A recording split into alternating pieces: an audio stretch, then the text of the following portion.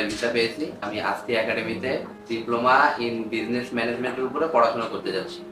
ফেইথের সাথে আমার পরিচয় খুলনাতে অবস্থিত রাইট সাইডে যখন আমি ইংলিশ স্পোকেনের জন্য কোর্স করতে যাই, সেখানে অরিত দাদার সাথে আমার পরিচয় হবে এবং তার মাধ্যমেই ফেইথের সাথে আমার পরিচয় এবং পথ চলা। ফেইথ ওভারসিজের সাথে আলহামদুলিল্লাহ আমার অভিজ্ঞতা অনেক ভালো।